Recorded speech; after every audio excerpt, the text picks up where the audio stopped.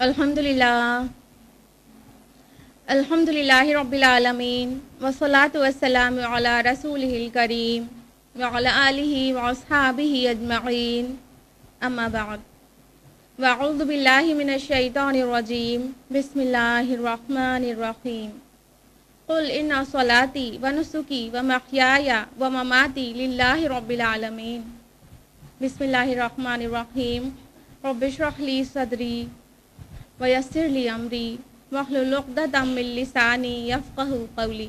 अज़ीज़ सामिआत, आप सभी का खैर मक़दम है। अस्सलामु अलैकुम व रहमतुल्लाहि व बरकातुहू। खुलासा कुरान मजीद में कल तक 7 पारे मुकम्मल हो गए थे अल्हम्दुलिल्लाह, और आज इंशाअल्लाह हम लोग 8वां पारा जानेंगे। 7वां पारा जहाँ पर मुकम्मल हुआ तो वहाँ सूरतुल अनआम चल रही थी और आज वो कंटिन्यू होगी इंशाअल्लाह। सूरह अनआम के 13 रुकू हम लोग जान चुके हैं 7वें पारे के अंडर में, और आज 14वें रुकू से गुफ्तगू कंटिन्यू होगी। रुकू नंबर 14 जो कि आयत 111 से 121 पर मुश्तमिल है। आयत नंबर 111 है, और अगर हम उन पर फरिश्ते उतार देते और मुर्दे भी उनसे गुफ्तगू करते और तमाम चीज़ लाकर उनके सामने हाजिर कर देते, तब भी ये ईमान लाने वाले ना थे मगर ये कि अल्लाह चाहे। यानी वो जो मुअजिज़ा तलब कर रहे थे अहले मक्का, तो उनके लिए हुज्जत बताई जा रही है। जो जवाब दिया गया वो ये कि चाहे कोई भी मुअजिज़ा उनके सामने रख देते तो भी ना ईमान लाते, जिनके दिलों में कुफ्र इस हद तक गहरा गया है, क्योंकि जिसके अंदर हक की तलब होती है वो बगैर मुअजिज़े के भी ईमान ले आता है। आयत नंबर 112 में है कि और इसी तरह हमने हर नबी के दुश्मन बना दिए, इंसानों में से और जिन्नों में से भी। सोचिए, गौर करने की बात है, अंबिया अलैहिस्सलाम जो कि अल्लाह की मदद के मुस्तहिक हैं, एक्चुअली उनके लिए अल्लाह ताला कह रहा है कि हमने इंसान और जिन्नों में से उनके दुश्मन बना दिया है। क्या वजह, क्या फलसफा है? असल में अगर इम्तिहान ना पड़े, अगर परेशानी ना आए, मुश्किलें ना आए, तो फिर जांच पड़ताल नहीं हो सकती है।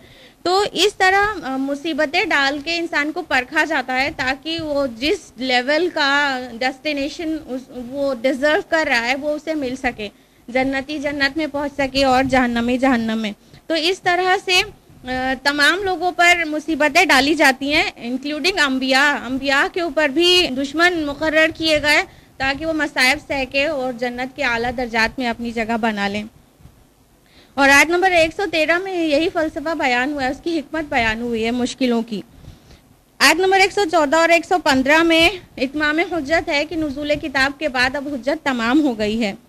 आयत नंबर 116 में है कि अगर तुम पैरवी करोगे ज़मीन में बसने वालों की अक्सरियत की तो वो तुम्हें अल्लाह के रास्ते से लाजिमन गुमराह कर देंगे। अल्लाह ताला अपने नबी से फरमा रहे हैं कि इनकी अक्सरियत जो है उनकी पैरवी करोगे तो आप गुमराह हो जाओगे। तो ये जदीद जमहूरी निज़ाम जो है ये उसके फ़लसफ़े की बिल्कुल नफ़ी हो गई कि मेजॉरिटी की मानी जाती है, जो मेजॉरिटी कह रही है बस वही सही है, जबकि इस्लाम ये कहता है कि अगर माइनॉरिटी भी हक पे है तो हक हक रहेगा तब भी। आयत नंबर 118 में है कि बस खाओ उन चीज़ों को जिन पर अल्लाह का नाम लिया गया है, और आयत नंबर 121 में है और मत खाओ उन चीज़ों को जिस पर अल्लाह का नाम ना पुकारा गया हो। उसके बाद रुकू नंबर 15 है जो आयत 122 से 129 तक पर है। आयत नंबर 122 में है कि हिदायत याफ्ता लोग जो हैं वो और गुमराह लोग जो हैं वो दोनों बराबर नहीं हो सकते हैं अल्लाह की नज़र में, हरगिज़ बराबर नहीं। काफिर की मिसाल मुर्दा से दी गई है और मोमिन की मिसाल जिंदा से दी गई है, क्योंकि उसके दिल में नूरे हिदायत होता है। आयत नंबर 124 में है, और जब उनके पास कुरान की कोई आयत आती है तो कहते हैं हम हरगिज़ ईमान नहीं लाएंगे जब तक वही चीज़ हम पर भी ना ला दी जाए जो अल्लाह के रसूलों को दी गई थी। यानी वो मुअजिज़े के साथ साथ रिसालत और नबूवत भी अपने लिए चाहते थे, तो मुअजिज़ा भी मना कर दिया गया। कोई हस्ती मुअजिज़ा और नबूवत तो अल्लाह ताला की मर्जी से है। आयत आगे कंटिन्यू होती है, अल्लाह बेहतर जानता है वो अपनी रिसालत का काम किससे ले और किस तरह ले। यानी कोई इंसान अपने अमल से नबूवत या रिसालत पर नहीं पहुंच सकता, बल्कि अल्लाह ताला अपने ख़ास बंदों में से ही चुनता है और वो चुनाव सिर्फ उसी का है। आयत नंबर 125 है, तो अल्लाह जिसको हिदायत से नवाजना चाहता है उसके सीनों को इस्लाम के लिए खोल देता है। इस चीज़ के लिए दुआ करनी चाहिए। शरह सद्र जो है वो अल्लाह की ख़ास इनायत है, इसके लिए दुआ करनी चाहिए। آیت نمبر 126-27 میں ہے کہ اللہ نے اپنی آیات خوب تفصیل سے بیان کر دی ہے. اب جو نصیحت حاصل کرنا چاہے اس کے لیے دارالاسلام ہے، اور یہاں پر جنت کا نام دارالاسلام آیا ہے، یعنی سلامتی والا گھر. اس کے بعد آیت نمبر 128 اور 29 میں بتایا گیا ہے کہ ظالم ایک دوسرے کے مددگار ہیں اور ان کا ٹھکانہ جہنم ہے. اس کے بعد رکو نمبر 16 ہے جو کہ آیات 130 سے 140 پر مشتمل ہے. آیت نمبر 130 ہے، اے جنوں اور انسانوں کی جماعت، کیا تمہارے پاس نہیں آ گئے رسول تمہیں میں سے جو سناتے تھے تمہیں ہماری آیات. اب یہاں انسان اور جنوں دونوں کو خطاب کر کے ایک بات کہی جا رہی ہے. اس کا مطلب جو رسول ہیں وہ وہی انسانوں والے رسول ہی جنات کے لیے بھی ہیں. آیت نمبر 131 ہے، اور یہ اس لیے کہ آپ کے رب کی یہ سنت نہیں ہے کہ وہ بستیوں کو برباد کر دے ظلم کے ساتھ جبکہ وہ اس کے رہنے والے بے خبر ہوں. یعنی اللہ تعالیٰ کسی بستی پر اچانک عذاب نہیں ڈال دیتا ہے، بلکہ رسولوں کے ذریعے انذار اور تذکیر کا جو مرحلہ ہے وہ پورا چلتا ہے، اس کے بعد نہیں ماننے کے بعد ہی عذاب آتا ہے. آیت نمبر 134 میں ہے، یقیناً جس چیز کا تم سے وعدہ کیا جا رہا ہے وہ آ کر رہے گی اور تم عاجز کر دینے والے نہیں ہو، یعنی قیامت. اور انسان کی اپنی اپنی قیامت صغریٰ تو اس کی موت بن کر آ جاتی ہے. آیت نمبر 135 میں ہے، کہہ دیجئے اے میری قوم کے لوگوں، کر لو جو کچھ کر سکتے ہو اپنی جگہ پر، میں بھی کر رہا ہوں. تو اللہ تعالیٰ کتنے چیلنجنگ انداز میں کہہ رہا ہے کہ تم سے جو کرتے بانے کر لو. اللہ کی نافرمانی کرنی ہے، اس بات سے ڈرنا چاہیے. اللہ کی نافرمانی کرنی ہے، کر لو جو کرنا ہے، اور میں بھی کر رہا ہوں جو مجھے کرنا ہے. تو اس بات سے کتنا خوف کھانا چاہیے. آیت نمبر 136 میں ہے کہ اللہ نے ان کی پیدا کی ہوئی کھیتی میں سے اللہ کا ایک حصہ ہے. انہوں نے کیا کر رکھا تھا کہ اللہ تعالیٰ نے جو کھیتی ان کے لیے نکالی اس میں سے اللہ کا ایک حصہ مقرر کرتے تھے اور ایک حصہ شریکوں کا. اور ان کے شریکوں کا حصہ تو اللہ تک نہیں پہنچتا تھا، لیکن اللہ کا حصہ ان کے شریکوں تک ضرور پہنچ جاتا تھا. کوئی ایسی سچویشن آ جاتی تو جو اللہ کے لیے نکالا ہے وہ شریکوں کو دے دیتے. آیت نمبر 138 سے 140 میں ہے کہ اور وہ بعض کھیتی اور بعض جانور کے گوشت اپنے اوپر حرام کر لیتے ہیں اور اپنے شرکاء کے لیے اپنی اولاد کا قتل کر دیتے ہیں. اللہ تعالیٰ نے اس کی کوئی سند نہیں اتاری ہے، بلکہ یہ اللہ پر جھوٹ گڑھنا ہے اور اللہ تعالیٰ اس کے بدلے میں انہیں سزا دے گا. آیت نمبر 141 میں ہے، وہی ہے جس نے تمہارے لیے باغات پیدا کیے اور پھل دیے، تم اس میں سے کھاؤ اور اس میں سے اللہ کا حق نکال دیا کرو. تو جو پیداوار ہے اس میں اللہ کا حق. آیت نمبر 142 سے 144 میں ہے کہ یہ جو 8 قسم کے چوپائے ان کے درمیان پائے جاتے ہیں، یعنی بھیڑ، بکری، اونٹ اور گائے، اس کے نر اور مادہ، 4 چوپایوں میں سے، انعام میں سے نر اور مادہ، ان کے بارے میں ذکر ہوا ہے کہ ان کے نر اور مادہ سبھی حلال ہیں اور نہ ہی ان کا نر حرام ہے، نہ مادہ حرام ہے، نہ ہی یہ کہ وہ تمہاری عورتوں پر حرام ہے، نہ ہی یہ کہ مادہ کے رحم میں جو بچہ ہے وہ عورتوں پر حرام ہے. پہلا آخری یہ سبھی ان کی خود کی گڑھی ہوئی چیزیں تھیں. تو اللہ تعالیٰ نے اس کی کوئی سند نہیں اتاری ہے، بلکہ فرمایا کہ یہ ظلم کر رہے ہیں.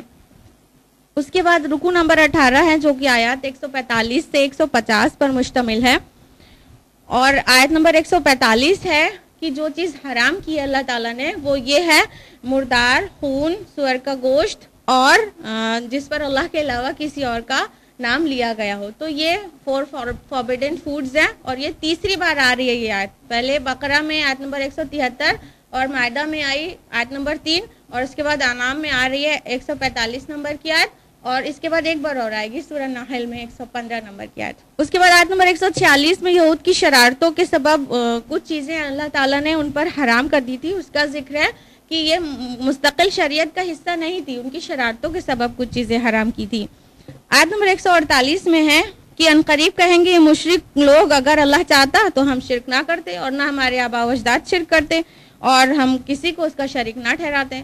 تو جو ہر دھرم انسان ہوتا ہے نا وہ اپنی کٹ حجتی سے باز نہیں آتا ہے، یہ انسان کی عادت ہے.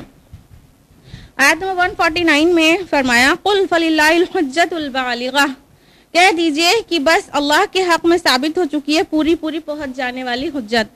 یعنی تمہاری کٹ حجتی کے مقابلے میں اللہ تعالیٰ اتمام حجت کر چکا ہے، اس نے ہر طرح سے حجت تمام کر دی ہے. اب روز قیامت تمہیں پتہ چلے گا.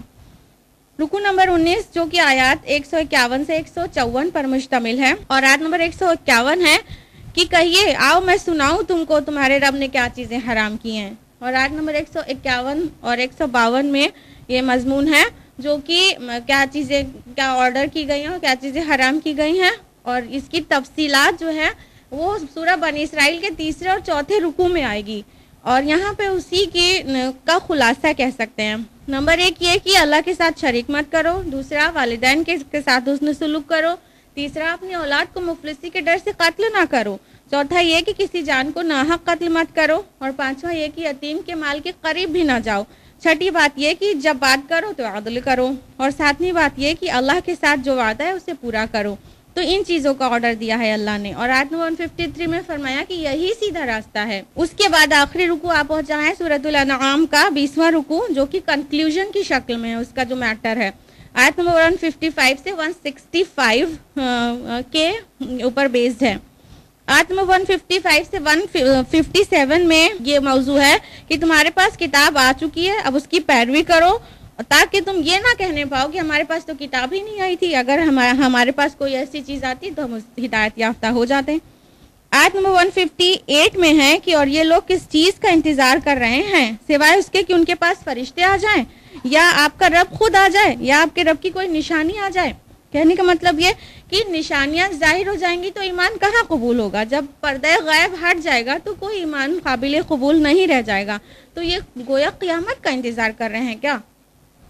آیت نمبر 159 میں تفرقے کے خلاف ایک بہت اہم آیت ہے. غور سے سنیے گا کہ جن لوگوں نے اپنے دین کو ٹکڑے ٹکڑے کر دیا اور گروہوں میں تقسیم ہو گئے، اے نبی آپ کا ان سے کوئی تعلق نہیں، ان کا معاملہ اللہ کے ساتھ ہے، اور پھر اللہ انہیں جتلا دے گا جو کچھ وہ کر رہے تھے.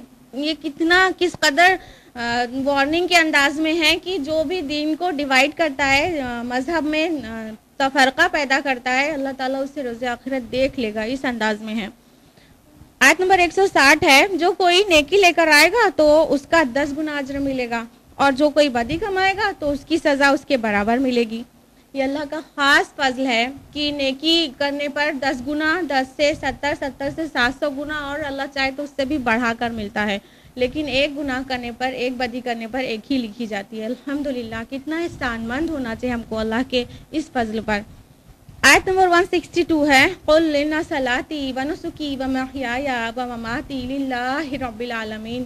کہیے کہ بالیقین میری نمازیں اور میری عبادت و قربانیاں اور میرا جینا اور میرا مرنا اللہ کے لیے ہے جو تمام جہانوں کا پروردگار ہے. لا شریک لہ وبذالک امرت وانا اول المسلمین. آیت 163 اس کا کوئی شریک نہیں اور مجھے حکم دیا گیا ہے کہ میں سب سے پہلے فرمانبرداروں میں سے بنوں. کاش ہم یہ اپنے عمل سے بھی اس چیز کا اعلان کرنے کے لائق ہوتے کہ اللہ ہمارے ساری عبادتیں اور قربانیاں، جینا مرنا صرف اور صرف آپ کے لیے ہے. یہ سورہ 20 رکوعوں پر مشتمل ہے، اور ایک بار بھی خطاب یا ایھا الذین آمنوا سے نہیں ہے. یہ خطاب بھی رسول اللہ سے ہے، گویا ان کے ذریعے تک سے ہم تک تو پہنچا دیا گیا. تو اس طرح سے ہمیں کوشش کرنی چاہیے کہ ہمارے سارے نیک اعمال صرف اور صرف خالصتاً اللہ کے لیے ہوں. آیت نمبر 164 ہے وَلَا تَزِرُ وَازِرَةٌ وِزْرَ أُخْرَىٰ. کوئی اٹھانے والا بوجھ کسی دوسرے کا نہیں اٹھائے گا. عیسائیت کی طرح نہیں کہ کسی کے سن کی کسی اور کو سزا ملے گی. ان کا جو کانسیپٹ ہے، اللہ تعالیٰ ایسا کرنے والا نہیں. قرآن کا جو حکم ہے وہ اس کے بالکل ڈیفرنٹ ہے اس سے. آیت نمبر 165 ہے اور وہی ہے جس نے تمہیں زمین میں خلیفہ بنایا اور اس نے تمہیں بعض پر بلند درجہ عطا کیا تاکہ تمہیں آزمائے جو کچھ اس نے تمہیں بخشا ہے. اور آخر میں ہے یقیناً آپ کا رب سزا دینے میں بھی بہت تیز ہے اور وہ غفور بھی ہے اور رحیم بھی. اسی پر سورہ الانعام کا اختتام ہوتا ہے اور اب انشاءاللہ شروع ہونے جا رہی ہے سورۃ الاعراف. سورۃ الاعراف 24 رکوعوں پر مشتمل 206 آیات پر مشتمل سورہ ہے. یہ بھی مکی ہے سورۃ الانعام کی طرح، اور اس کا نام جو اعراف ہے کا مطلب ہوتا ہے کہ قلعوں میں پہلے بہت ساری برجیاں اور بہت سارے جھروکے بنتے تھے تاکہ وہ باہر کا نظارہ کیا جا سکے. اسی طرح ابھی آیت نمبر 46 اور 48 میں آئے گا اعراف ورڈ کہ جنت اور جہنم کے درمیان جو فصیل جو باؤنڈری ہے اس میں بھی اسی طرح کی برجیاں ہوں گی، انہی کو اعراف کہتے ہیں۔ وہ جو جھروکھے وہ دیکھنے کے لیے جو کھڑکیاں برجیاں ہوتی ہیں انہی کو اعراف کہتے ہیں۔ تو اس طرح سے آیت نمبر 46 اور 48 میں یہ لفظ آیا ہے، اس لیے اس سورہ کا نام سورۃ الاعراف ہے۔ زمانہ نزول کی جہاں تک بات ہے تو مضامین پر غور کرنے سے معلوم ہوتا ہے کہ یہ اس کا بھی زمانہ نزول بالکل قریب ہے سورۃ الانعام کی طرح، یعنی مکہ کا آخری دور، اور اس کا جوڑا سورۃ الانعام ہے۔ انعام اور اعراف آپس میں جوڑے کی شکل میں ہیں۔ اس میں جو مباحث ہے اس کا جو مرکزی موضوع ہے وہ ہے دعوت رسالت، یعنی گفتگو کا مدعا یہ ہے کہ مخاطبوں کو اللہ تعالیٰ کے پیغمبر کی پیروی کی دعوت دی جائے اور ان کو پیروی کرنے کا حکم دیا جائے، آمادہ کیا جائے، لیکن اس میں دعوت کا جو انداز ہے وہ انذار اور تنبیہ زیادہ ہے، یعنی ڈراوے کا رنگ اس میں نمایاں ہے۔ سورہ انعام میں تذکیر اللہ کی نشانیوں کے ذریعے زیادہ ہے۔ سورۃ الانعام سٹارٹ ہونے کے وقت بھی بتایا تھا ہم نے کہ تذکیر کا جو انداز ہے وہ تذکیر بآلاء اللہ ہے، یعنی انعامات اور نشانیاں اللہ تعالیٰ کی دکھا کر تذکیر کرنا اور نصیحت کرنا، لیکن سورۃ الاعراف کا جو انداز ہے وہ تذکیر بایام اللہ کے انداز میں ہے، اور اس کا مطلب یہ ہے کہ اللہ کے ایام، اللہ کے دنوں کو بتا کر تذکیر کرنا، یعنی کہ جو انبیاء بھیجے گئے قوموں کی طرف اور انہوں نے ان کی بات نہیں مانی، ان کی دعوت پر لبیک نہیں کیا تو وہ برباد ہو گئے۔ ان انبیاء کے جو انباء الرسل ان کے سامنے پیش کر کے ان کو نصیحت کرنا۔ سورۃ الاعراف کے موضوعات کی ترتیب اس طرح ہے کہ سب سے پہلے قصہ آدم بیان ہوا ہے، آدم اور ابلیس کا واقعہ، اور اس کے بعد انسانی تخلیق کے آغاز کا ذکر کیا گیا، یعنی اسی کے ساتھ ساتھ کس طرح انسان کی تخلیق ہوئی، اور اس کے بعد حیات دنیاوی کے اختتامی دور کا ذکر آ گیا، اور اس اختتامی دور میں 3 اقسام کے لوگوں کی تفصیل آئی ہے۔ پہلے اہل جہنم کا ذکر ہے، پھر اہل جنت کا ذکر ہے، پھر اصحاب اعراف کا ذکر ہے، یعنی وہ لوگ جو جنت اور دوزخ میں جانے کے لیے ابھی فیصلہ جن کے بارے میں نہیں ہوا ہے۔ اس طرح حیات انسانی کی ابتدا اور اس کے انتہا کے تذکرے کے بعد حیات انسانی کے درمیانی دور کا تذکیر بایام اللہ کے انداز میں انباء الرسل اور ان کی قوموں کے حالات کے طور پر کیا گیا ہے۔ اور سورہ اعراف میں تذکیر بایام اللہ کی حسین ترین مثال ہے۔ اس میں نبیوں کا جو واقعہ بیان کیا گیا ہے، نبیوں کی خبریں جو بیان کی گئی ہیں وہ سلسلے وار ہے اور بہت خوبصورت مثال ہے یہاں پر۔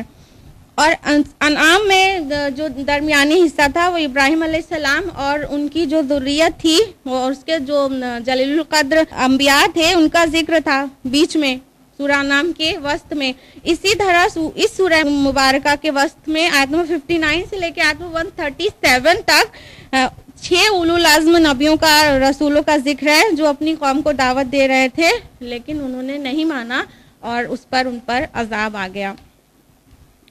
تو اب باقاعدہ سورۃ الاعراف شروع کیا جائے۔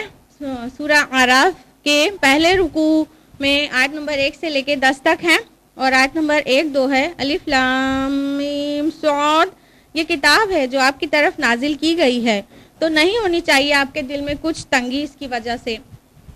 الف لام میم صاد تو حروف مقطعات ہیں، ان کا حقیقی معنی اللہ ہی بہتر جانتا ہے، اور رسول اللہ صلی اللہ علیہ وسلم سے فرمایا کہ یہ جو کتاب ہے قرآن مجید یہ آپ کی طرف نازل کی گئی ہے، اس کے لیے آپ بہت زیادہ تنگی میں مت آئیے، یعنی جو مکہ کے لوگ ایمان نہیں لا رہے تھے تو بشری تقاضے پر اللہ کے رسول کا بہت کو پریشانی فیل ہوتی تھی، بہت زیادہ بہت تنگ ہوتے تھے، تکلیف محسوس کرتے تھے، تو اس کے لیے ان کو کہا جا رہا ہے کہ یہ لوگوں کے لیے ہدایت ہے اور آپ اس سے اتنا زیادہ تنگ دل مت ہوئیے، اتنا پریشان مت ہوئیے جو یہ لوگ نہیں مان رہے ہیں۔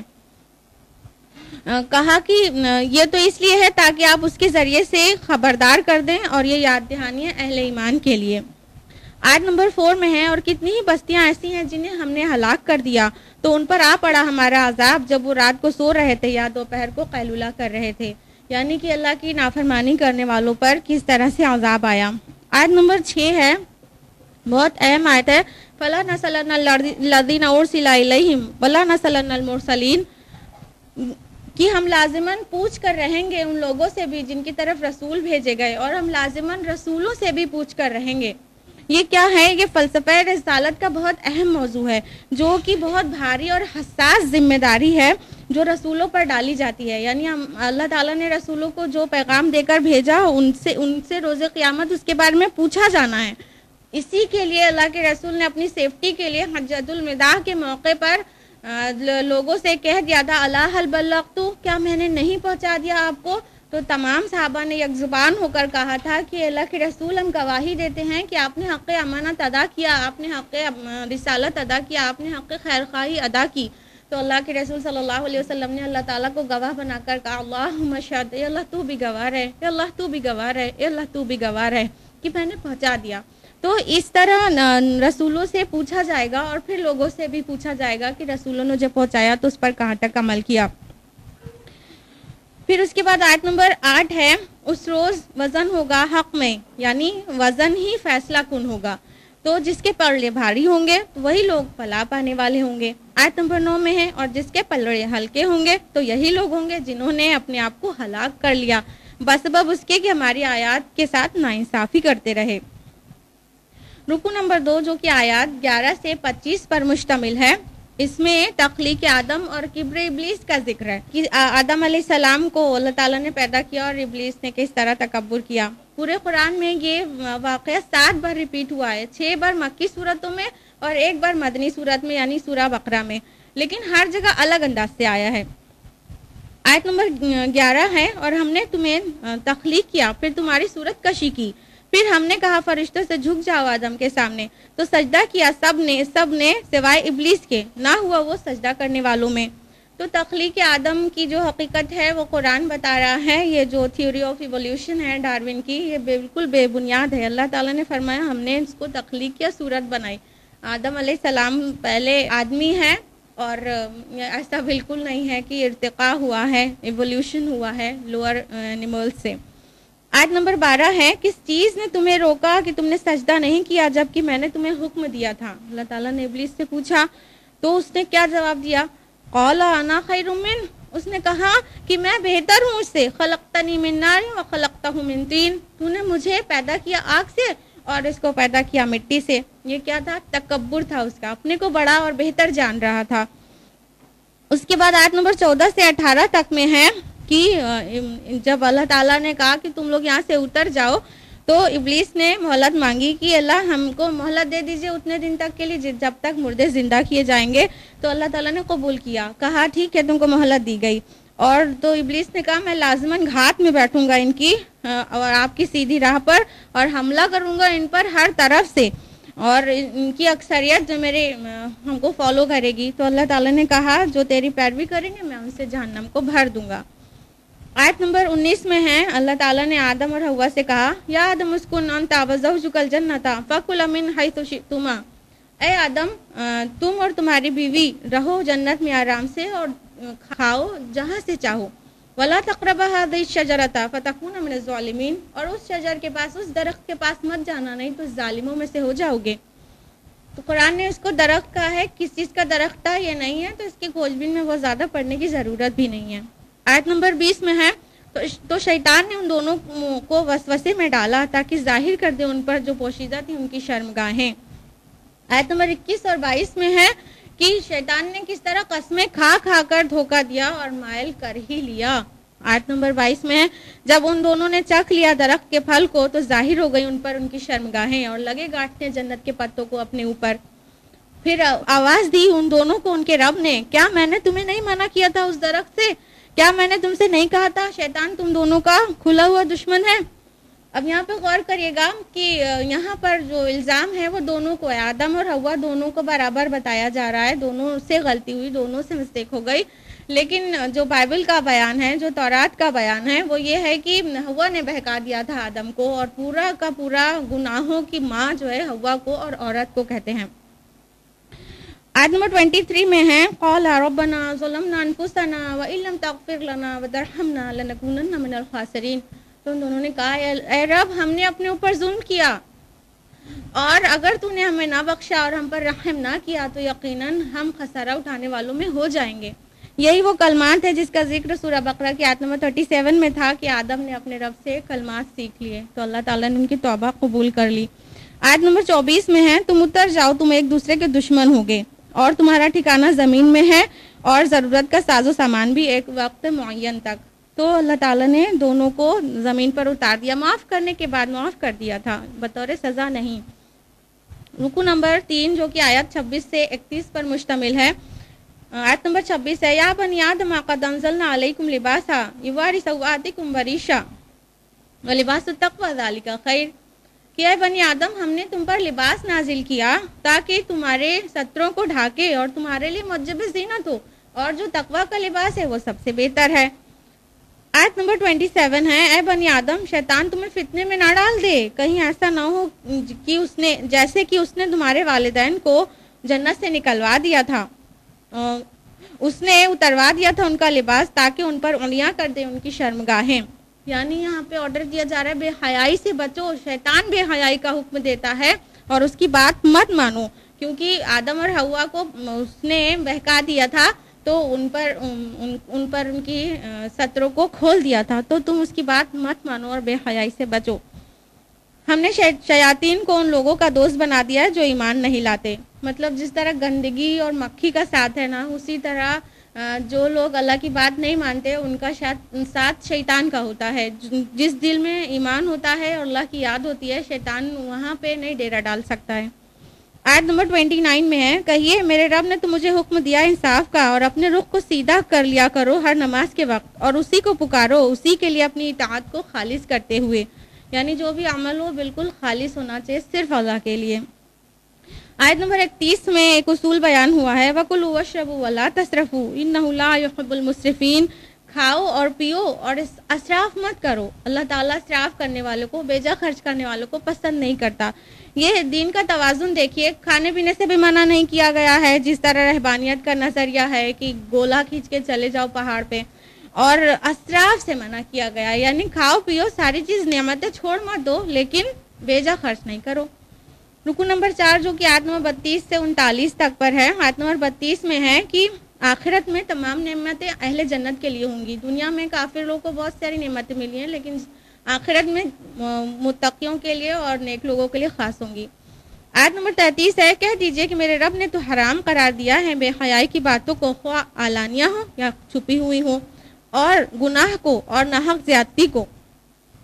آیت نمبر 34 ہے ہر قوم کے لیے ایک وقت معین ہے, یعنی مہلت سب کو دی جائے گی, نہ مہلت سے پہلے کسی کو اٹھایا جائے گا اور نہ ہی مہلت پوری ہو جانے کے بعد روکا جائے گا. آیت نمبر 37 ہے پھر اس سے بڑھ کر ظالم کون ہوگا جو اللہ کی طرف کوئی غلط بات منسوب کرے یا اس کی آیات کو جھٹلائے. یہ بات کتنی بار آ چکی اب تک تسلسل میں.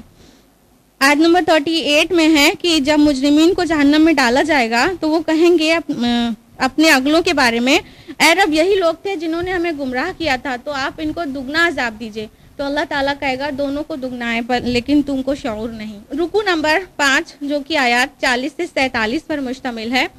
آیت نمبر 40 اور 41 میں اہل جہنم کا تذکرہ ہے, اور آیت نمبر 42 میں ہے کہ اور وہ لوگ جو ایمان لائے اور جنہوں نے نیک اعمال کیے ہم کسی جان کو ذمہ دار نہیں ٹھہرائیں گے مگر اس کی وسعت کے مطابق, اور وہی ہوں گے جنت والے اور اس میں ہمیشہ ہمیشہ رہیں گے.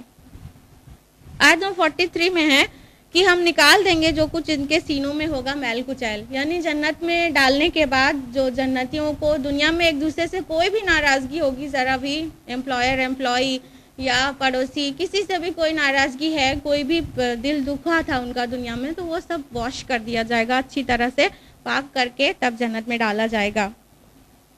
آیت نمبر 44 میں ہے اور جنتی لوگ پکار کر کہیں گے جہنمیوں سے ہم نے تو وہ وعدہ بالکل سچا پایا جو ہم سے ہمارے رب نے کیا تھا, تو کیا تم نے بھی وہ وعدہ سچا پایا جو تم سے تمہارے رب نے کہا تھا؟ تو وہ کہیں گے ہاں. ابھی دیکھیے جنت اور جہنم میں کتنا ڈسٹینس ہے, پھر بھی آرام سے بات ہوگی. اب تو ہم لوگوں کے لیے تصور آسان ہے کہ ہم لوگ فون سے بات کر سکتے ہیں, انٹرنیٹ پہ کہاں سے کہاں بات کر سکتے ہیں, لیکن جب یہ آیات نازل ہوئی ہوگی تب اس پہ ایمان رکھنا کتنی بڑی بات ہوگی نا. سوچیے کتنی بڑی بات, صحابہ کو جو بھی دیا گیا ایک بار میں انہوں نے مانا. آیت نمبر 46 میں ہے اور ان میں یعنی جنتیوں اور جہنمیوں کے درمیان ایک پردے کی دیوار ہوگی, ایک حجاب ہوگا, اور آگے ہے کہ اور دیوار کی برجوں پر کچھ لوگ ہوں گے جو ہر ایک کو اس کی نشانی سے پہچانتے ہوں گے. یہی جو قلعوں کی فصیلوں پہ ان کی باؤنڈریز پہ جو برجیاں یا جھروکھے ہوتے ہیں انہی کو اعراف کہتے ہیں. اور تو اسی طرح جنت اور جہنم کے بیچ بھی ایک وال ہوگی, ایک پردہ ہوگا. تو جو پردہ ہوگا اسی پر اہل اعراف ہوں گے اور اس میں برجیاں ہوں گی. انہی اعراف سے, انہی جھروکھوں سے وہ جنتیوں کو بھی دیکھ رہے ہوں گے اور جہنمیوں کو بھی دیکھ رہے ہوں گے, اور اعراف والے جنتیوں کو دیکھ کر سلامتی کی دعا دیں گے اور جہنمیوں کو دیکھ کر ان سے پناہ مانگیں گے. یعنی وہ وہاں پہ تب تک رہیں گے جب تک ان کا حساب نہیں ہو چکا ہوگا, فیصلہ نہیں ہو چکا ہوگا کہ ان کو فائنلی جانا کہاں ہے. رکو نمبر 6 جو کہ آیات 48 سے 53 پر بیسڈ ہے. آیت نمبر 48 ہے, اور پکاریں گے اہل اعراف, اہل جنت میں سے ان لوگوں کو جنہیں وہ پہچانتے ہوں گے ان کی نشانی سے, کہیں گے تمہارے کام نہ آئی تمہاری جمعیت اور جو کچھ تم تکبر کیا کرتے تھے. آیت نمبر 50 میں ہے, اور جہنم والے آواز دیں گے جنت والوں کو کہ بہا دو ہم پر سے جنت میں سے کچھ پانی یا رزق جو اللہ نے تمہیں دے رکھا ہے. تو وہ کہہ دیں گے کہ اللہ تعالیٰ نے حرام کر دیے یہ دونوں چیزیں کافروں پر. تو جنت کی نعمتیں بالکل بھی جہنمیوں کو فائدہ نہیں پہنچا سکیں گی, چاہے کتنے رشتہ دار کیوں نہ ہو جنت والوں کے جہنم والے. آیت نمبر 51 میں ہے, جنہوں نے اپنے دین کو تماشا اور کھیل بنا دیا تھا, دنیا کی زندگی نے انہیں دھوکے میں مبتلا کر دیا تھا. آج یہ ساری آج کے مسلمانوں کی مثال ہے کہ دنیا کی زندگی میں وہ بھی بالکل دھوکے میں مبتلا ہیں. لہٰذا آج کے دن ہم بھی انہیں نظر انداز کر دیں گے جیسا کہ انہوں نے اس دن کی ملاقات کو بھلائے رکھا تھا, یہ اللہ تعالیٰ کہے گا. اس کے بعد آیت نمبر 52 میں ہے, اور ہم لے آئے ہیں ان کے پاس ایک کتاب جس کی ہم نے پوری تفصیل بیان کر دی ہے علم قطعی کی بنیاد پر, ہدایت ہے اور رحمت بھی ہے ان لوگوں کے لیے جو ایمان لاتے ہیں. یعنی اتمام حجت ہو چکا ہے. رکو نمبر 7 جو کہ آیات 54 سے 58 پر مشتمل ہے. آیت نمبر 54 ہے, یقیناً تمہارا پروردگار وہی اللہ ہے جس نے پیدا کیا آسمان اور زمین 6 دن میں, پھر متمکن ہوا عرش پر. یہ آیت متشابہات میں سے ہے. اللہ تعالیٰ عرش پر کس طرح سے مستوی ہے وہ ہم تصور ہی نہیں کر سکتے ہیں, سمجھ ہی نہیں سکتے ہیں کہ عرش کیسا ہے اور اس پہ کس طرح سے اللہ تعالیٰ جلوہ افروز ہے, واللہ عالم. اور اس نے سورج اور چاند اور ستارے پیدا کیے جو اس کے حکم سے اپنے اپنے کاموں میں لگے ہوئے ہیں. آیت نمبر 55 ہے, پکارتے رہا کرو اپنے رب کو عاجزی کے ساتھ اور چپکے چپکے, یقیناً وہ حد سے گزرنے والوں کو پسند نہیں کرتا.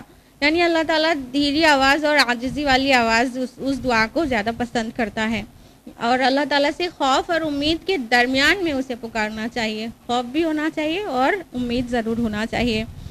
آیت نمبر 57 اور 58 میں ہے کہ ہمارے لیے اللہ تعالیٰ نے کس طرح سے رزق کا انتظام کیا ہے, اس کا تذکرہ ہے, لیکن ایمان بالآخرہ کی دعوت کے ساتھ. آخرت کی بات کو مان جاؤ, وہ برپا ہونے والی ہے. تو اس میں ذکر اس انداز میں ہے کہ کس طرح سے اللہ ہواؤں کو بھیجتا ہے, پھر وہ بادلوں کو اٹھاتی ہیں, پھر بادل اکٹھا ہوتے ہیں اور پھر برستے ہیں مردہ زمین پر, بارش ہوتی ہے تو وہ مردہ زمین زندہ ہو جاتی ہے اور سبزہ اگاتی ہے. پھر فائنلی جو دعوت ہے وہ یہ کہ اسی طرح ہم مردوں کو نکال لائیں گے تاکہ تم نصیحت حاصل کرو, یعنی آخرت پر ایمان لے آؤ. یہ جو بھی تفصیلات تھیں بادلوں اور پانی اور ہواؤں کے بارے میں, یہ جو ماڈرن سائنس اس سے بالکل کمپیٹیبل ہے, جس انداز میں بیان ہے قرآن مجید میں جہاں کہیں بھی, وہ ماڈرن میٹیورولوجی اس کو بالکل فارورڈ کرتی ہے. اسی طرح سے ہوائیں چلتی اور بادلوں کو سمیٹتی ہیں, اور ہواؤں کی ہی وجہ سے بادل آپس میں چھوٹے چھوٹے جڑ کر بڑے بادل بھاری بنتے ہیں اور بارش ہوتی ہے. جتنی بھی تفصیلات ہیں وہ بالکل ماڈرن سائنس سے کمپیٹیبل ہیں. رکو نمبر 8 جو کہ آیات 59 سے 64 تک ہے, اور اس رکوع سے تذکیر بایام اللہ کے سلسلے کا آغاز ہو رہا ہے, اور یہی سورہ کا بہت اہم موضوع ہے. یہاں اس سلسلے کا بہت بڑا حصہ اس انباء الرسول پر مشتمل ہے, یعنی انبیاء کی خبریں, رسولوں کی خبریں. اور قرآن مجید میں انباء الرسول کے سلسلے میں عام طور پر 6 رسولوں کے واقعات تکرار کے ساتھ بیان ہوئے ہیں, بہت جگہ پر ہیں. اور اس کی وجہ یہ نہیں ہے کہ صرف 6 رسول تھے جن کو اہل عرب جانتے تھے، بلکہ اس کی وجہ یہ ہے کہ یہ 6 کے 6 رسول عربین پیننسولا میں ہی آئے تھے، یعنی جزیرہ نما عرب میں ہی آئے تھے۔ سب سے پہلے قوم نوح کا ذکر ہے آیت نمبر 59 میں۔ ہم نے بھیجا تھا نوح کو اس کی قوم کی طرف، تو اس نے کہا اے میری قوم کے لوگو، اللہ کی بندگی کرو، تمہارا کوئی معبود نہیں ہے اس کے سوا، مجھے تمہارے بارے میں اندیشہ ہے ایک بڑے دن کے عذاب کا۔ تو آیت نمبر 60 میں ہے، آپ کی قوم کے سرداروں نے کہا ہم تو تم کو ایک کھلی ہوئی گمراہی میں دیکھتے ہیں۔ آیت نمبر 62 اور 63 میں ہے کہ نوح علیہ السلام نے ان کو بہت سمجھایا، بہت خیرخواہی کی ان کی، لیکن وہ نہیں مانے، اور انہوں نے کہا کیا تمہیں تعجب ہو رہا ہے اس بات پر کہ انذار کے لیے ایک رسول تم ہی میں سے آیا؟ آیت نمبر 64 میں ہے، تو انہوں نے اس کو جھٹلایا تو بچا لیا ہم نے اس کو اور جو اس کے ساتھی تھے کشتی میں، اور ہم نے غرق کر دیا ان لوگوں کو جنہوں نے ہماری آیات کو جھٹلایا، یقیناً وہ اندھے لوگ تھے۔ اس کے بعد رکو نمبر 9 جو کہ آیات 65 سے 72 پر مشتمل ہے، قوم عاد کا ذکر ہے۔ نوح علیہ السلام کے 3 بیٹوں میں سے ایک بیٹے کا نام سام تھا، جس کی اولاد میں سے ہی عاد ہیں۔ کوئی ایک بزرگ رہے تھے، بہت مشہور سردار ہوئے تھے عاد نام سے، انہی کے نام پر یہ قوم عاد وجود میں آئی۔ آیت نمبر 65 میں ہے، اور قوم عاد کی طرف ان کے بھائی ہود کو بھیجا، تو انہوں نے کیا کہا، قال یا قوم اعبدوا اللہ ما لکم من الہ غیرہ افلا تتقون۔ تو ہود علیہ السلام نے کہا کہ اے قوم عبادت کرو اللہ کی، اور اس کے علاوہ کوئی الہ نہیں ہے تمہارا، کیا تم ڈرتے نہیں؟ آیت نمبر 66 میں ہے کہ قوم کے سرداروں نے جواب دیا ہم تو تمہیں حماقت میں مبتلا دیکھتے ہیں اور جھوٹا گمان کرتے ہیں۔ آیت نمبر 67 میں ہے، آپ نے کہا اے میری قوم کے لوگوں، مجھ پر کوئی حماقت طاری نہیں ہوئی ہے، بلکہ میں تو رسول ہوں تمام جہاں والوں کے پروردگار کی جانب سے۔ آیت نمبر 69 میں ہے کہ ہود علیہ السلام نے اللہ تعالیٰ کے احسان یاد دلائے کہ اللہ کے ان احسان کو یاد کرو تاکہ تم فلاح پا جاؤ۔ وہ بہت جسیم قد تھے، بہت ہائٹ ان کی اچھی تھی، اور دنیاوی لحاظ سے بہت عروج پر تھے، اور شداد کا نام سنا ہوگا، وہ اسی قوم سے تھا جس نے دنیا میں جنت بنائی تھی۔ آیت نمبر 70 میں ہے کہ اور ہم چھوڑ بیٹھے ان کو جن کو پوچھتے رہے ہمارے آبا و اجداد۔ انہوں نے کیا جواب دیا کہ ہمارے آبا و اجداد جس کی عبادت کر رہے تھے، آپ کے کہنے سے ہم اتنی سی بات پر ہم اپنے آبا و اجداد کا دین چھوڑ دیں، اور تو اور وہ عذاب کے لیے چیلنج کرنے لگے ہود علیہ السلام کو کہ تم جو عذاب سے ہمیں ڈرا رہے ہو وہ لے آؤ۔ آیت نمبر 72 میں ہے، تو ہم نے بچا لیا اس کو اور جو لوگ اس کے ساتھ اپنی رحمت سے، اور ہم نے جڑ کاٹ دی اس قوم کی جنہوں نے ہماری آیات کو جھٹلایا۔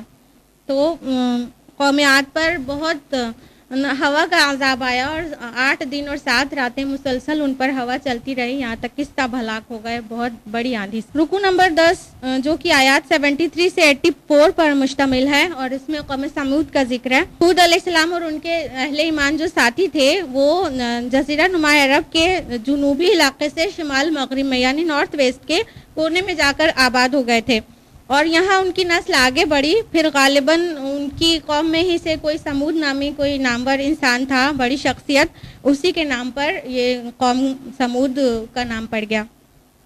آیت نمبر 73 ہے، وَإِلَى ثَمُودَ أَخَاهُمْ صَالِحًا، اور ہم نے سمود کی طرف صالح علیہ السلام کو بھیجا۔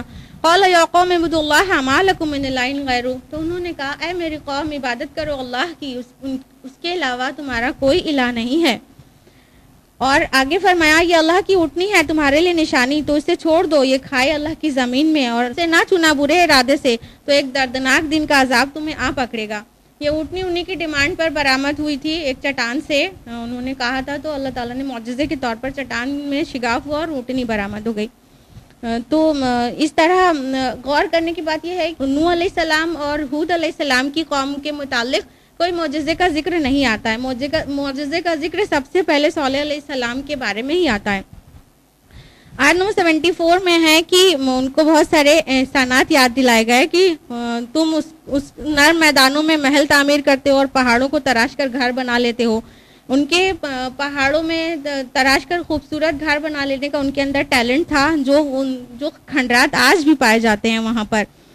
اور سمود جو ہے ابراہیم علیہ السلام سے پہلے تھے، اور عاد اس سے بھی پہلے تھے، تو سمود کا دور ہے وہ ابھی سے 6000 سال پہلے کا ہے، اور عاد کا جو دور ہے وہ 7000 سال پہلے کا ہے غالباً۔ آیت نمبر 77 میں ہے، تو انہوں نے اونٹنی کی کوچی کاٹ ڈالی اور اپنے رب کے حکم سے سرتابی کی، پھر اور مطالبہ بھی کیا کہ اب تم عذاب لا کر دکھا دو جو ہم سے عذاب کے بارے میں کہہ رہے تھے۔ تو آیت نمبر 78 میں ہے، تو آ پکڑا ان کو زلزلے نے، پھر وہ پڑے رہ گئے اپنے گھروں میں اوندھے۔ اور کئی جگہ صیحہ بھی آتا ہے، زوردار چیخ، تو زلزلہ اور بہت زوردار چنگھاڑ نے ان سب کو تباہ کر دیا، سمود کو۔ اس کے بعد لوط علیہ السلام کی قوم کا ذکر ہے۔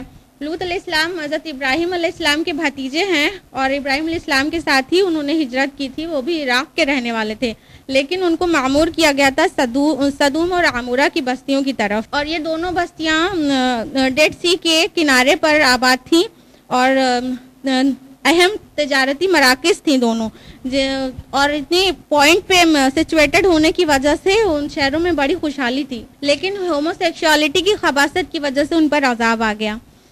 قابل توجہ بات یہ ہے کہ نوح علیہ السلام، ہود، صالح علیہ السلام کا جو زمانہ ہے وہ ابراہیم علیہ السلام سے پہلے کا ہے، اور لوط علیہ السلام تو ان کے ہم عصر ہیں، ان کے بھتیجے تھے، ساتھ کے ہی ہیں۔